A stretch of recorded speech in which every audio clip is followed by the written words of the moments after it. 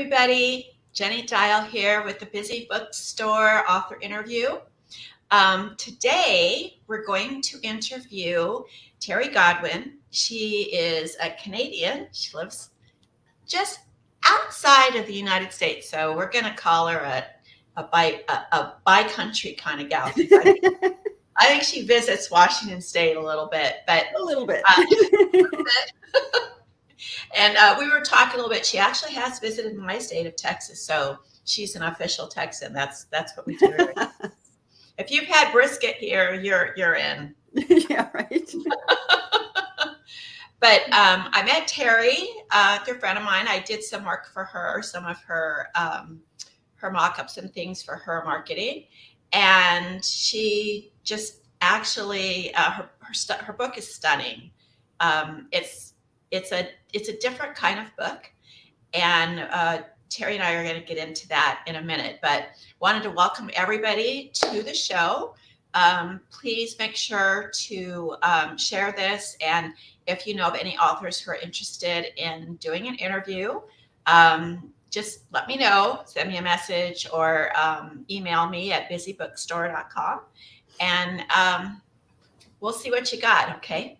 So, hi, Terri. Welcome to the show. How are you doing? Thank you so much for having me. I'm absolutely wonderful. It's a beautiful day here too in Canada. Like just absolutely gorgeous. The sun is out and we've got a beautiful pond in our backyard with trees all around. It's very, very pretty. Awesome. Do you have ducks? Oh yeah, we have ducks. I just finished feeding our babies. They meet me every morning to give them food. So they come running out to my black sliding door, waiting for me to come out and give them food in the morning. Normally we would call them like little mooches, but they're so cute. They're so cute. When they're born, they're about the size of a puffball. They're really, really cute. And I love it. I'm not fond of geese. I've been chased by geese. Geese are scary, actually. Yeah. We used to have a couple, but we don't have the geese anymore. They left for some reason. But yeah, I've heard of people being attacked by them. Yeah, they can be really like territorial, and they can be, especially when they've got babies around. Yeah, so I'm not a big geese gal. No, I like the ducks. So when I said that your book, tell us the name of your book. The name of my book is Jesus, Where to Begin. It's a workbook journal, so it's kind of it has a little bit of writing in the beginning, a few different articles about different things, and then it goes into a whole 12-month journal. Okay, so when you wrote this book, well, first of all, have you written anything before? Is this your first journey into book writing? I've been writing probably for about 5 or 6 years, I guess. But mostly I just wrote because I had so much inside of me that I needed to get it out, and I didn't know how else to do it. So I just started writing, and eventually I started playing around on Canva, and it's such a great program for creating pretty much anything you want. And I had so much fun doing it, and I used to just kind of play around on it a lot and do lots of different things. And I don't know, I think one day I just found a template for a book, and I kind of took a little bit of what they gave me and turned it into something that was bigger and much different. You had it planned? It just all fell into place. It really did.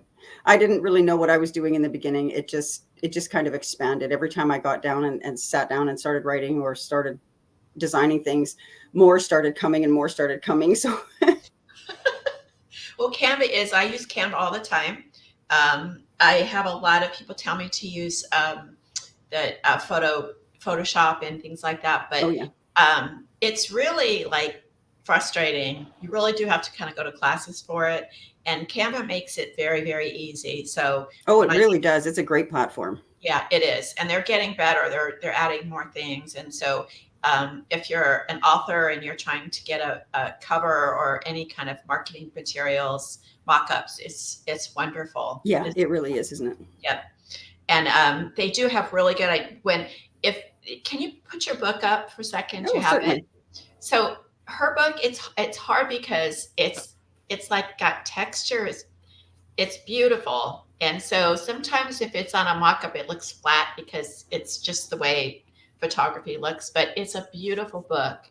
And when I was going through it, it really hit home on a lot of the passages and the things to do. And I, for a lot of people that journal, right, because this is a journal, I think it's a really good addition to your daily um, writings and thoughts.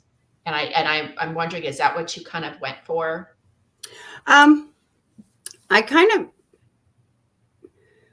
I think when I first came to the Lord, like I came to the Lord 35 or 36 years ago. It was a long time ago.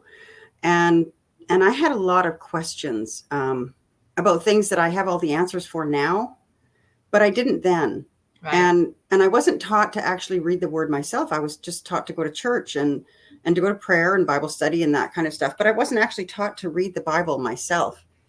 And and when I started reading it, that's why I started writing. Like I said, it just kind of all came out of me because I started reading the word, and I started reading about how much I was loved.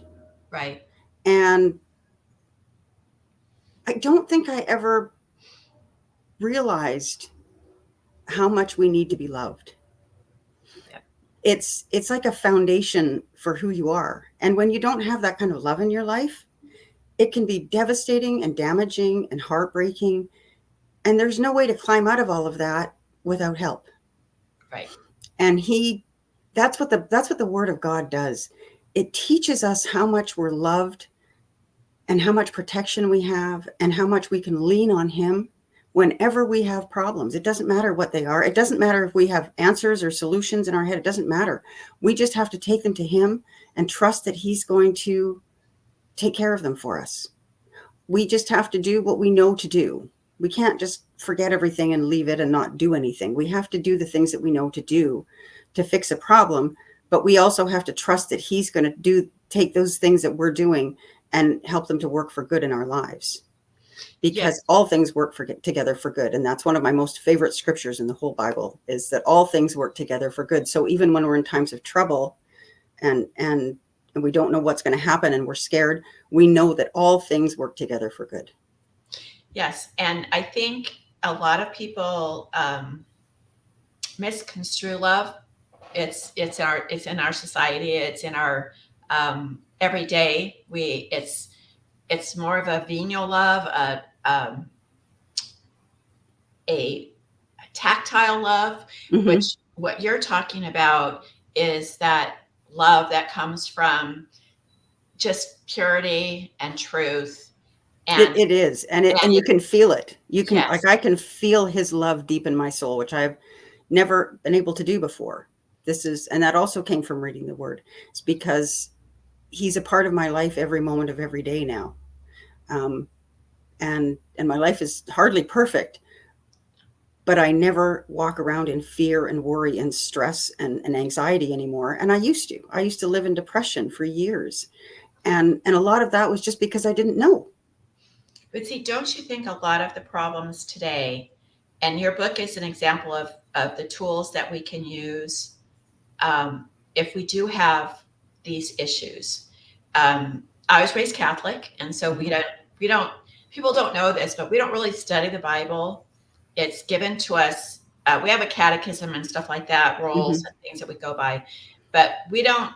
At least when I was growing up, we didn't do Bible study. Our readings and our anything that came from the Bible was given to us through our priest. Yeah. Yeah, I was So kind of taught that too in the beginning. yeah, so we didn't have by what people could call Bible studies or whatever, reading the Word. It just wasn't done, and so we were told when we went to church this day, they'd have this reading from the Old Testament, this reading from the New Testament, Mhm.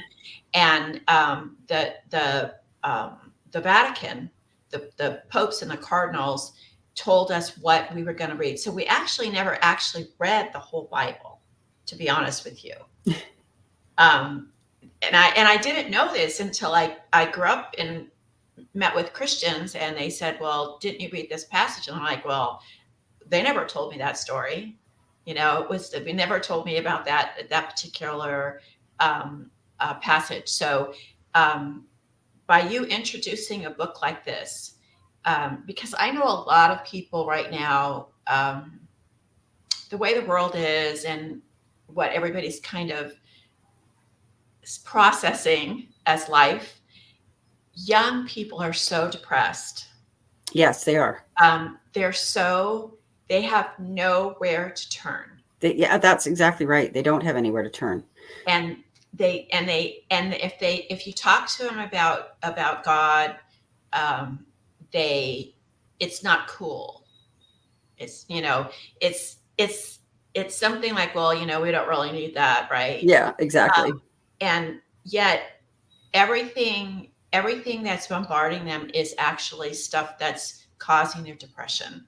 Oh, it is. Absolutely. And I mean, even after I was born again, I still lived through depression because I wasn't trusting in him. I didn't know how to build my faith. I think that was probably the biggest problem, was that I didn't realize how important faith is. When when when you go through struggles and trials with the Lord, you can walk in faith so that you're not carrying all the burdens of those things.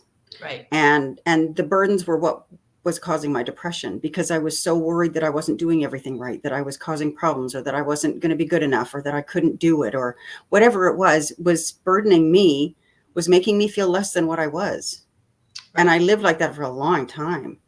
And it was, I don't even really know how to explain it, except that I went through something that was kind of a scary spiritual situation one night.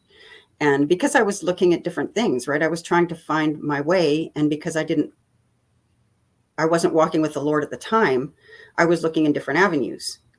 And I got into a weird spiritual thing that just, it scared me. It scared me down to my soul. And that night I started reading the Word. And I kept reading it, and I've read it every day since. And that was probably, I don't know, 6 or 7 years ago. And all of those things that I had been feeling melted away. I don't know how to explain it exactly, except that one day I kind of woke up and realized, hey, I don't feel like that anymore. I don't feel heavy. I don't feel depressed. I don't feel like I'm doing everything wrong. All of a sudden I feel like there's joy in my life. Right. And there's a lightness of my being, which I'd never felt ever in my whole life. And then I didn't know what to do with it all. So I just started writing, and I just started writing and writing and writing.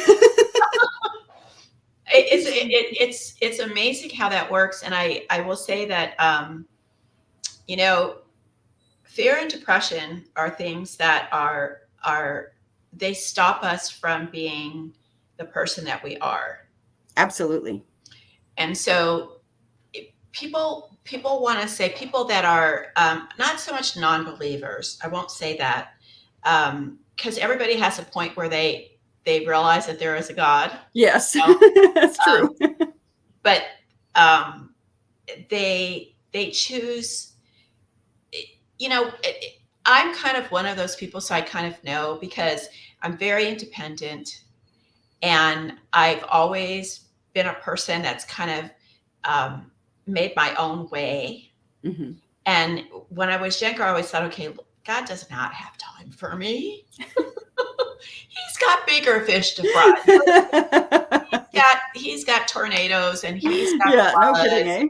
He's got a few wars here and there. I don't think I'm a part of that. And so, and I never want, and I'm not an asker. So yeah, I know that can be hard when you don't know to ask. If you're not a person that asks for help or finds it comfortable to ask for help, if it's hard to ask your husband to take the trash out, it's really even harder to talk to God our Father and say, look, Lord, help, and I'm a writer, and I'm usually really good with words, but I have a hard time with that. I'm usually just the one that says to God, okay, Lord, I need some help here. It's not flowery. It's not. So I understand people's reluctance. Oh yeah, so do I. And I think if people, you wrote something that does a thing, like a small thing every day.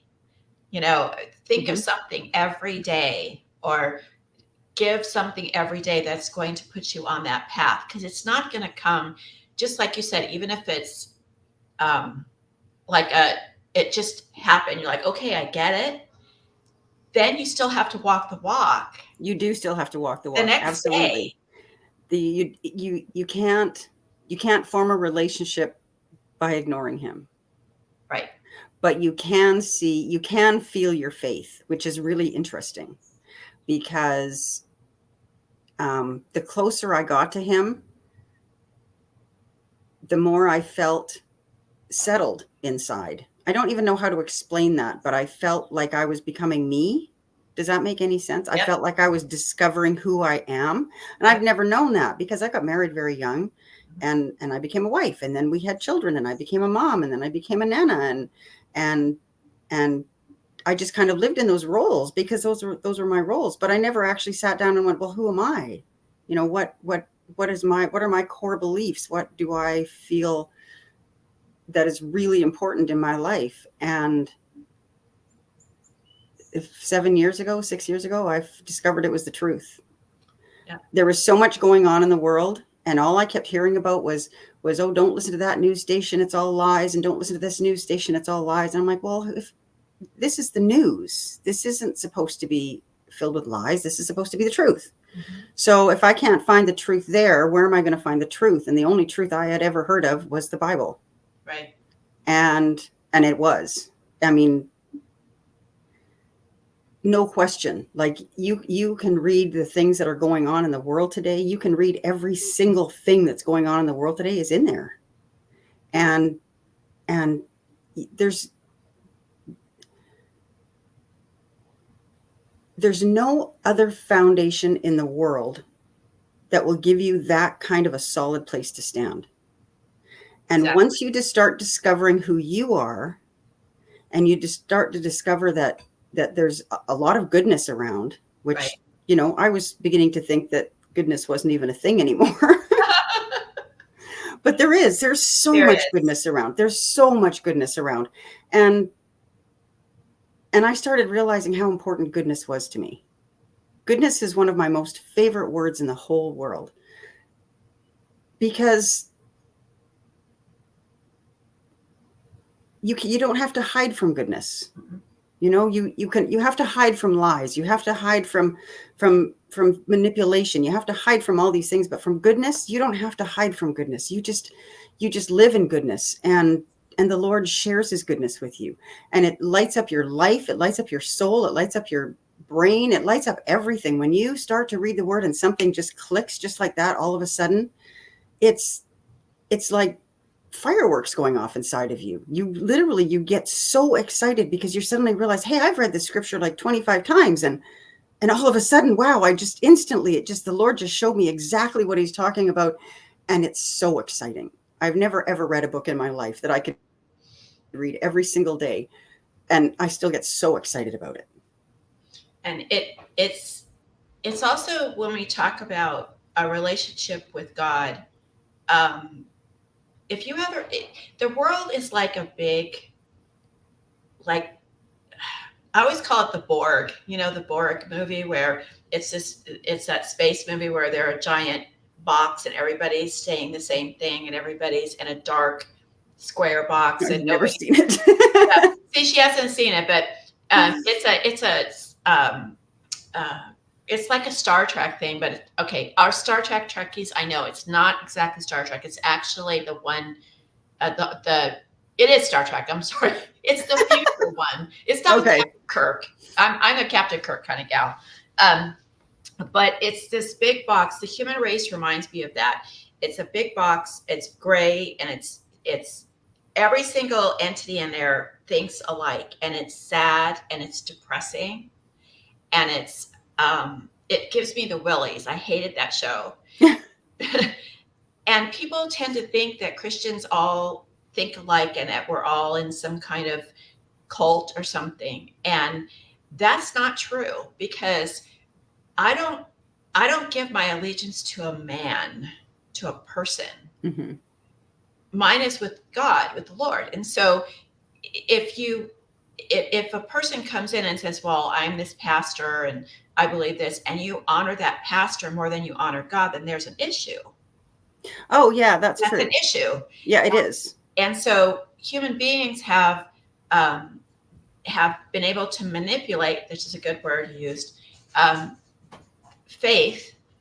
And because, see, when we can't see something, people say we can't see God, right? So they glomp onto a human being because that person is there, right? Right. And they can see it. And so it validates their belief. Mm-hmm. But what happens is the person becomes more important than the entity.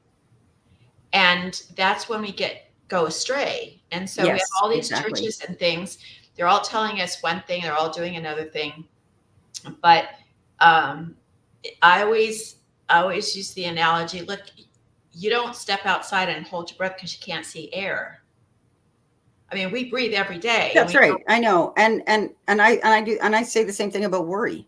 You can't see your can't worries. see it. You can't see it, but it's there. You Yep. can't deny it either. Same with So fear. what's the difference if you can't see your worry but you know it's there? Just because you can't see God standing in front of you, it doesn't mean he's not there.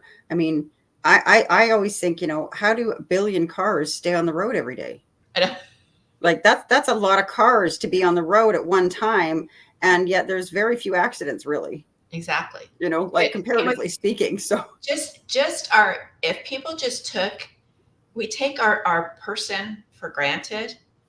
I mean, unless you have a disability or something's happened, an accident, look at how we are, like our teeth, our hands, oh, it's amazing.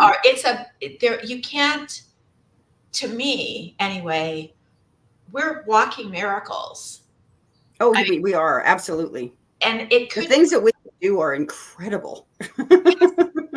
I mean, just the way our eyes, our brain, everything, we take it so for granted because we're here, we're doing Yeah, it. that's right. And if you've ever carried a baby, that in itself is another miracle. Oh, it is. If you starve yourself to death, that baby will still be nourished because it's taking from you what it needs. Yeah, that's Just right. just by design. So they still do. Mine's in my 40s, 30s and Yeah, 40s. that's right. Right. They're like, hey, Mom, you got, and I go, yeah, it's in the cupboard. Go get it. But I think we need to have, especially Christian women, need to start. I think we're finding our voice more and more, but it's really, really important that we actually start affirming our faith and our miracles as women, so that people stop thinking that someone told me, oh well, you just like talk what your husband talks. I'm like, I don't. Have you met my husband? I don't think that's true. I have my own mind and my own, we each have our own gig, Yeah, people. that's right.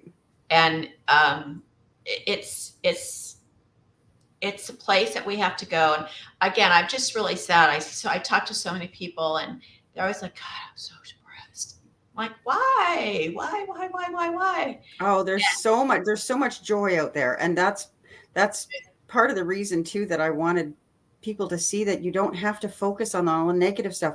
Once you pray and you give all of those things that are driving you crazy or frustrating you or you can't seem to solve, once you give them to him, leave them there and let him take care of them. He'll guide you in the things that you need to do to fix them. But then you just concentrate on the fact that you're born again and you're going to heaven. Yep. There's nothing on this earth that is going to satisfy your life more than the fact that when you die, you don't die. Right. Right? And when we go to heaven, all of that pain and sadness that we are living in isn't there anymore. We don't have to live in that anymore. And it's so I also think that the closer that you, or at least try, like if you're struggling to get to that place, that's when the other side doesn't want you to. So Yes, it's true. you're gonna get hit with things that, you know, it's like the other shoe that's gonna drop just when you Yeah, right. right? And so I've come to the part in my life and said, okay, go ahead and drop that shoe because I can deal with it. That's right. And Practicing our faith gives us that. yes, and that's the key because you know darn well as soon as you're like, oh yes, I've got this, and then the next day, I had my son. My son said this to me the other day, and he's like, Mom, I don't get it. He goes, what's the point? He goes, it just seems like the world is on fire. And I said, honey, the world's always been on fire. It just we know more about it.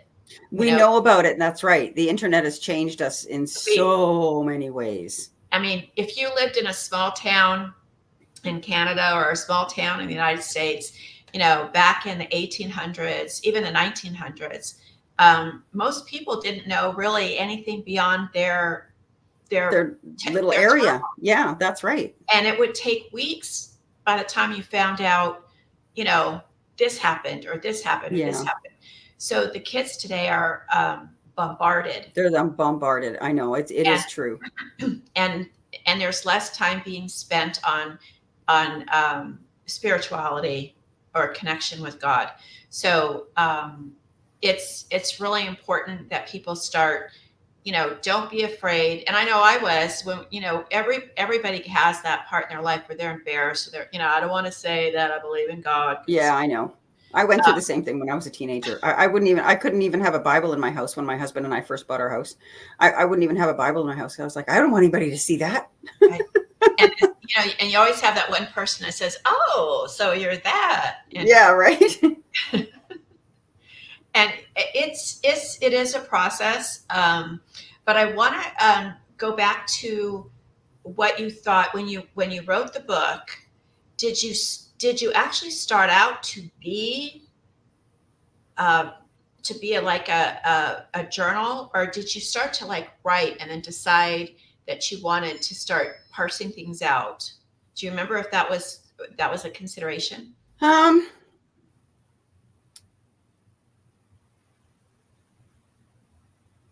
I remember I just remember I found this really small whatever it's called to make the book. Like I found this in one of the designs on Canva. It was just a little booklet. It was maybe 5 or 6 pages long or something. And I think I probably originally started maybe making myself a Bible study or something. Okay. And it just kind of evolved from there. I just because I had so much written and I love notebooks. I love writing by hand. I've got notebooks all over my house and they're all full of writing. You're a journaler. I can't help it. It's just that there's so much inside of me and it has to come out and do something. So it generally ends up on paper. So I think there was a couple of pages inside of this little template that I was using that were like 5-minute thoughts. I think that was one of them. And maybe, I'm not sure, maybe one of the other pages too. And it just, I don't know. I designed a couple of pages and it just took off. Yeah. And I had so much fun doing it because all the scriptures go with each page. So, like for instance, one of the pages, I think one of the 5-minute thought pages has got a well on it. So the scripture goes with the picture that's on the page. Got it. And so everything kind of flows and goes together and it's just something to keep you entertained as well. Like it's not just sitting there reading black and white words. There's lots of pictures in it. There's lots of different things to do. There's lots of scriptures to read. There's probably over 200 scriptures in it. Wow. And then there's also a little reading plan as well. It's not designed to have a reading plan, but every month I put in just enough reading for maybe a chapter or two a day. And so by the time you get to the 11th month, you've read the whole New Testament. And then for the 12th month, it just says if you want to read, 2 or 3 chapters a day, you can read the whole Old Testament as well in about a year. Wow. That's how I did it. It's just easier to do it that way. I just read a couple, 2 or 3 chapters a day, and you get through the whole Testament. But there's a lot in the Old Testament. Like it's just nothing but story after story after story after story. And some of them are wonderful and some of them are really terrible. I know, right? but it's certainly, I love the fact that I read the New Testament first, because it gives you such a grounding in love. And it gives you, like, because Jesus is love. Jesus is just love. It gives you so much grounding in his love, and so much of that perfect love where we know that we can screw up and make mistakes and get things wrong or intentionally sin, right, or whatever it is that we're doing. We're still going to do those things. That's part of life, but we're always forgiven. It doesn't matter how many times we do it. We're always forgiven. And yeah, we don't want to just live in sin. That's not what his desire for us is at all. But we do want to understand that it's okay when we make mistakes. Right. And he forgives us, and we can forgive ourselves. And forgiveness is a big deal. Forgiving other people is hard enough, but it's really hard to forgive yourself sometimes. And you have to forgive yourself. You have to understand that you're a human being and you make mistakes, and that's perfectly okay. But once you forgive yourself and you're forgiven by God, you can do anything. You can literally do anything, because you have a whole new lease on life, because you're not carrying around hurt and sadness and depression and terror even, and anxiety all the time. When you can let all of those things go, you can live a brand new life in Christ. I think a lot of people it's not so much a forgiveness of yourself, but they don't want the retribution from the person that they might have to confess to, or to, so I can say this. That's right. True. It can be difficult. So that see, when you talk to Jesus and you ask for forgiveness, it's kind of an intimate thing between the two of you. Mm-hmm. But when you have a person where you've done something that you think another person may not like, and you have to confront the person, or you have to deal with the person, some people tend to, keep it inside because they don't want the person's disappointment. It's funny, we're willing to disappoint God, but we're really not willing to disappoint our friends and family. I guess what I'm trying to say is that that's true. We don't really think of something doing after we do it, and it's like, gosh, I shouldn't have done that. And then we say, okay, I'm really sorry, and I shouldn't do it again. But if you're dealing with another human being, so I think people just, again, we care what others think about us. We do. That's true. Just not the best way to go about it. I don't, we don't want people upset at us, but we shouldn't want God to be upset at us either. That's exactly true. I don't know. I mean, I guess because it's, that's when we think the second shoe's going to drop. All right, I get it. Yeah, that's right. But are you planning on writing more books? Are you planning on? I think so. I do have something in mind. I have a lot of scriptures that I want to put in it. I haven't done a lot of the writing yet, although I could probably go through a lot of my notes and find lots of stuff that I can put with them. But what I wanted to do something a little bit different in that, rather than having like a scripture to read every day on a yearbook, I would rather have like a paragraph of scriptures. So like the whole context of all the scriptures, and then write something about the textures, the different, the different paragraphs that I'm choosing to write on, and just to have one page with some scriptures on it and one page with some context, a little bit of context to what the scripture is talking about. Have you thought about actually writing either more of a novel? I mean, I'm just thinking of I don't write like that at all. I know. A person coming to some people don't want to write about them, so biography is really not a good thing to do. But sometimes they find it easier to write it as a character. Well, I Meaning, guess that's probably true. I never thought of that, but you could write your own story as and just be somebody else.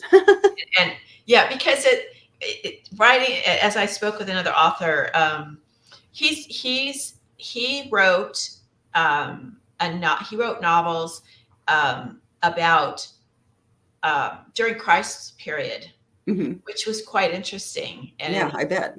yeah, because no one really talks about that era as their people, like they're historical figures, but it's not a part of history that people actually write about. So about a woman in that period of time, and about people that function and that knew Christ, and Right. and lived and worked. Um, but it just seems to me that it would be interesting, of your character, of how you arrived at where you did, and what it kind of took to get you from point A to point B. But some people, I have like 4 written novels I haven't put out because I write kids books. They're fun. Oh, that's awesome. I don't know that I want to bare my soul like that, because you know, I No, got I'm not very good at stuff like that. I don't really want it to be about me. I'd much rather it be about him. yeah, I get it, because it's a very, again, writing. People don't understand writing is a very and you put your soul and your heart and You out. do. Yeah, it's very intimate. It It's very is. intimate, and so you have to be able to want to, um, you know, people are going to say, or people are going to be out there, oh, that's what she believes, or oh, there's a couple of novels that I've read. I'm like, oh, I don't think I could have written that.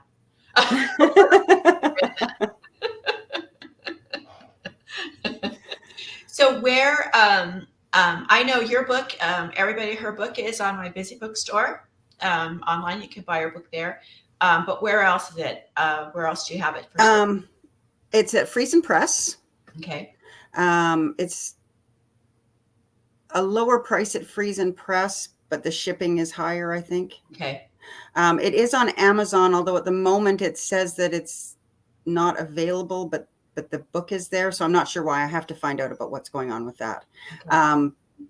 And it will be on the Ingram book list and all of that kind of thing, Okay. because I did it through a Friesen Press, which is a huge publishing company. Yes, it is. Yeah, they automatically go into all of the Kohl's and bookstores and things like that. Not the stores, but the online. Since your book is a Wookie, a workbook, don't say that, guy. Mm-hmm. It's too fast. It's not. Are you thinking of a version for Kindle, or There is an e-version of it, but you'd have to print it out because it's a journal. So yeah, it's not something, I mean, you could read the beginning of it, certainly, just on your phone or whatever. But yeah, generally speaking, I don't know. I don't think the ebook is the best way to do it, because you've got lots of pages where there's writing. There's probably 120 or 140 pages of writing in it. So yeah, it would be a lot of work to print it. That might be something you might think about, maybe turning it, doing a little bit away from the notebooking, but just putting some of, the scripture part, and the text part in a type of Kindle, and then you could do it as a pre-sale for the book. So if they see that part, then they're going to want the workbook. Some people do interesting. That together, so they do like a tandem thing. They have a little book, like it wouldn't be anything big. It would just be like probably maybe half of what you're doing, but they would have that book as an e-Kindle, and then they could go buy the workbook. So there's a couple. Oh, right. Yeah, I never thought of that. That's true. It could be a book with a workbook separately. Because some people want to see it, and I'd rather have a book. I'd rather have an actual book than read off the computer, because I'm on the computer. Oh, I can't. I don't like reading on the computer. Yeah. I'm very much a book person. Yeah. I want to be curled up somewhere with the book. I never get to read anymore, though. My mom always tells everyone, when I was 4, She took me to the library for the very first time in my life, and I Mhm. fell in love with the library. Absolutely, Yeah, like me just too. completely fell in love with it. I went home and I took all my books. And you remember, like this was 55 years ago. Yep, um, I came home and we used to, you know how they used to have the little envelopes inside the books to yep, hold the card? I yep. went home and I made envelopes for every single one of my books that had little cards in them. So I turned all of my books into library books. Yeah, I actually go into libraries now in the States, and I'm kind of sad, um, because the library was a place for me. That was my refuge. Oh, I And love I would libraries. go I pick, just love I them. think we could take 12 books out at a time. And I took 12 books, and I read them all, sometimes twice. And my love of reading has just stayed with me That's my whole awesome. life. That's really wonderful. It's just when you go into a library now, it's kind of, it's all a lot of digital, Everything's digital. I know. and they pick, before it was just books and you could just go and pick what you want. Now it's very controlled, is what they put in, at least here, the libraries I've been in. But on the other hand, the internet has its bad and good, but the good part of the internet is that indie authors like yourself and others are able to get their stories and their what they want to say. Like you said, this was all coming out of you. It just kind of It just, yeah, it really did. it gives you this outlet so that you can express it. Yeah. And it's marvelous, because down the road there's going to be so many people that are going to benefit from it and hear the story. And I think, again, that helps with going back to what we just started talking about, is sadness and depression and fear. um, you got to read these stories of people. We Mhm. don't know what other people are going through. We don't know um, what they've managed to come back from. Well, that's right. And so it helps to allay some of those fears, and people say, oh, okay, well, I can do that. Or so it's really, really important. And indie authors are on the rise, Yeah, that's true. more and more.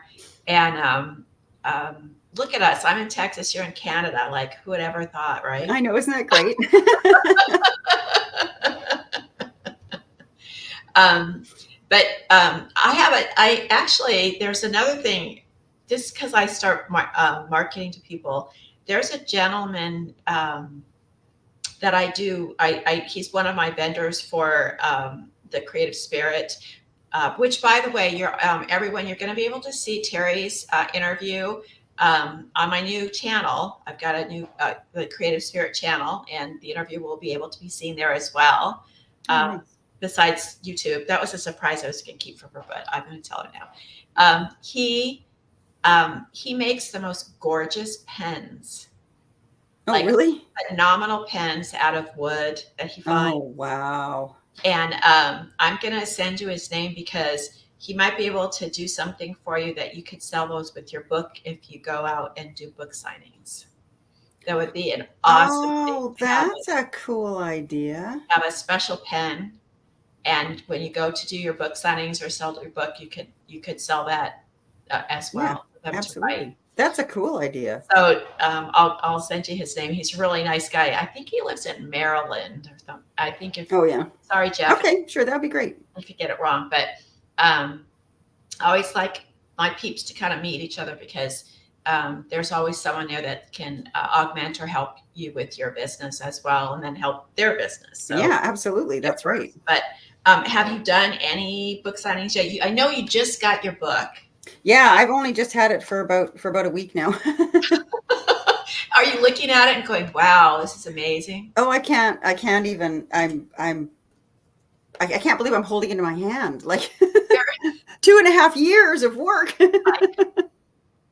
I know, isn't it amazing? It's such a I remember the feeling when I opened the box and I pulled out my first book, and I was like, all my life I wanted to be an author. All my life I wanted to write, and it's such an accomplishment, and It is. congrats, because Thank it's you. really a big thing. Yeah, it feels pretty amazing holding it. Also, I do have a website as well that I'm going to Yes, be. please tell us your website. My website is wheretobegin.life. And when you order the book off my website, because the one thing that I really wanted in my book was a ribbon, because when you're doing a journal, a ribbon is just really important. Yeah. So what I did was, because I couldn't do that with Friesen, they wouldn't put a ribbon on. I designed my own. So what this is a bookmark, and it has magnets in it. So when you take your book, you stick it on the very back page, and the magnets hold it together, and you have a ribbon. That is beautiful. So That is I make these myself. fabulous I idea. ordered the bookmarks, but I make them myself. And so if you order a book from my website, then you get the ribbon, the bookmark ribbon for free. And just a reminder of people's, if an author, an indie author has a web page and they're selling their books off the web page, I know it's really awesome to have Amazon at your fingertips, but please go to their website and purchase their book off their site. First of all, it you don't make any money off Amazon, people. you No. you have to sell like a bazillion copies. You have to be like a Clancy or Gabaldon or one of the really they're not high end publishing, but support indie authors. Go to their pages, go to their web pages. A lot of times, just like Terri, they have special things that you're not going to get off of Amazon or from the publisher. And they have insights and updates. And a lot of times the authors will have little tidbits of things that you could glean from their books and things. And it really does help to support them. So like if you go to my website, busybookstore.com, that will link to her personal website. Oh, that's nice. Okay, so it's not going to go to Amazon. It will if you want it to. But this way, someone's looking for your book, they're going to buy from you directly. And some of the authors don't want to do it. They don't want to buy the books and keep them and do the inventory for them. But if they do have it, do us all a favor. And there's a place that you can leave reviews a lot of times for their books if you've gotten a book and you really love it. And reviews are really, really important to indie authors. It helps them sell their books and get their word out. Yeah, so right. That's just a little aside. Because it's really easy. Like, okay, I'm just going to go to Amazon, and it's great. They keep track of it. And if you sell enough, you get up there. But support the indie authors. They don't get paid for this. They put their books out. It costs to publish. It costs to print. It costs to do all the stuff to market it. And so if you enjoyed their book and you want to try it, if you tried it and you want to enjoy and you've enjoyed the book, then please support them because it's really, really important.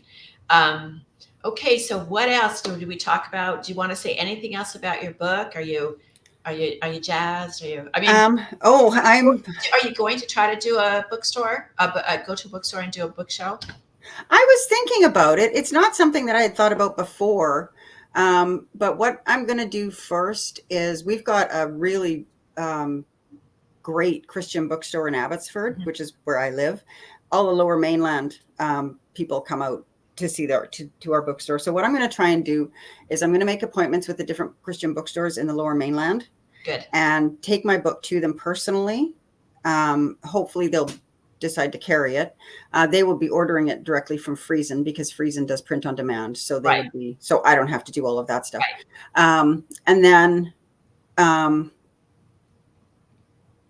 I'm just going to kind of see how it goes from there. And if it's going really well and everybody's really enjoying my book and would like to carry it in their bookstores, I'll just keep going throughout BC and then maybe move down to Washington after that. I like that. And, try to contact some of the women's groups that and the churches, the local churches. Oh, that's a good idea. And see if you can do some, if you can't do them in person, you might be able to do some Zoom with them. Yeah. And sign them up and see if they want to, talk about, maybe, one passage or something that you've got in the book and introduce your book. And see how that goes. That's a Because great idea. yeah, because Yeah. they, again, there's not a lot out there, No, I don't think so either. and the more I actually have a pastor. I always laugh, tell everybody this, because he's a pastor across the street. He's a Lutheran pastor, and I'm Catholic, and he's always trying to get me to go to his church, and I'm like, I don't know, I might like set your church on fire with a Catholic walking in,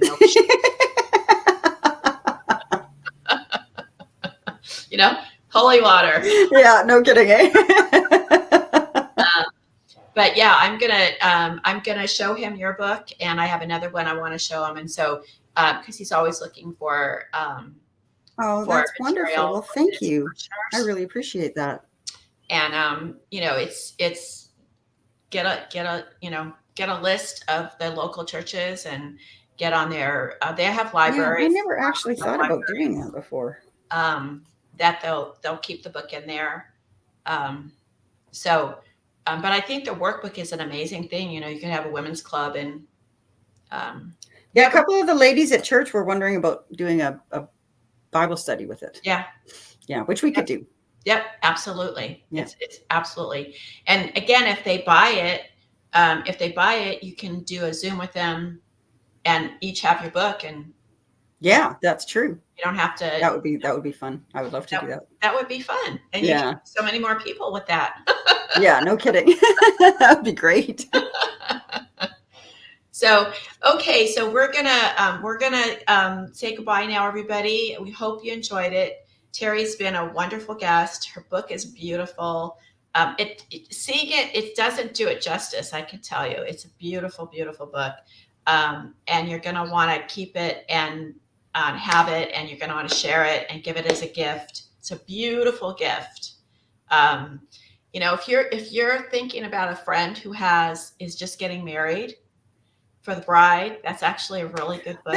That's a good point, actually. I never thought about that. That's a very nice bride gift. It's a starting point in their marriage, and everybody wants to think that it's going to last forever, but marriage, like everything else in a relationship, it's tough these days. It is. Everything is just so much harder these days. Yep. So that would be a great gift. Having a new baby, with a little layette, and give the mom a book that she can have get her faith up and her strength up and her courage up, because having kids is a contact sport. It is. It is contact sport. Football, having kids, whoo, Nelly. If you had a son like mine growing up, ooh, boy, ooh, love that boy though.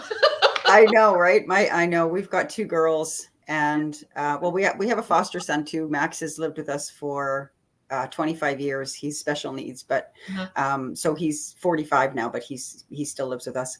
But we've got two girls, and my oldest daughter is married and has two children. So they just live 20 minutes from us. So we get to see them all the time. And our other daughter lives in Vancouver. She's about an hour away, but I still make the drive. I just love to see her.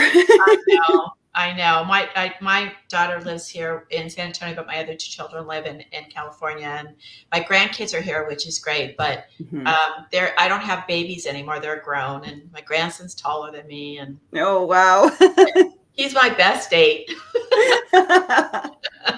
We go to the movies together. Oh, that's awesome. And then my granddaughter, who she's going to be my CFO, I think. She's like smart as a whip and keeps me in line. That's awesome. At 12. I love it. At 12. I know my granddaughter's 13, and it blows my mind. I know. It's crazy. I'm like, they know so much at this age. Like, it's just shocking, isn't it? They do. They're amazing. So it is amazing. Listen to us two Annas talking, I tell you. I know, right? It's hard not to. I'm all about the kids. I tell people when they want to talk about, kids or this, is I love raising my children. Oh, so did I. I absolutely loved it. I embraced it with everything I had, and they just cracked me up. I probably should have been stricter and should have been, just say that. But I just thought they were hysterical, and they And they're so much more organized than me, and they're so much more, they're like, my daughter went to Europe. We went to Europe when she went to out of high school to college. Well, no, she was in college. I'm sorry. Oh, She yeah. did her last year in Scotland. Oh, wow. And Nice. she did a semester in Scotland. And before we went to Europe, so that I could kind of make sure she kind of knew the ropes and stuff. And she held the passport. She did. I held the M&Ms. I was like, as long as I got my candy, I'm good. I got my M&Ms, I'm good. And she helped and kept trying to keep me from getting hit by buses. Because I was looking this way, and she's like, Mom, the buses come this way. We're in Europe. Opposite side of the road. So she was always snatching me back from the death. Yeah, right. But so I think it wasn't. People say, some people don't think it was, their best time in life. It was my best time of my life. And I love being a mom. I was so happy to be a mom. It was great. We just had fun all the time. Yes. We just had fun. It's easy to hang out with girls. Well, and the two girls, I had two girls first, and then my son. But so it's kind of like you. We have a boy and two girls. But I just enjoyed them thoroughly. And I was the renegade, and they were the lights like, Mom, we can't do that. Mom, we can't do that. I love it. That's great. I'm like, yeah, you can. I'll show you. No, no, Mom. I said, just tell your teacher I told you to do that. Right. So yeah, we had fun, but it was such a pleasure finally meeting you, Terri. We've only spoken phone and over emails and stuff, and it was so nice to meet you too. It's just been a pleasure. And everybody, go out and buy Terri's book. Show it again before we go. Hold it up again so we can see it's Jesus, Where to Begin. And if you order it online, you get your you get that beautiful ribbon, free ribbon bookmark, which is so much easier. And if you want to see the inside, it's quite different because how pretty it is. All the pages are different. There's lots of like neat title pages and things like that. So yeah, it's quite different. It's lots of fun. And there you go. All right, honey. All right, everybody. Thank you for joining us. And we look forward to seeing you at our next interview. I'm not sure when it's going to be. We're working on a couple authors. But if Terri writes another one, we will have her back. Well, thank you, Jenny. I really had a wonderful time. Thank you so much for inviting me. You're very welcome. Take care, everybody. Have a great weekend. Bye-bye.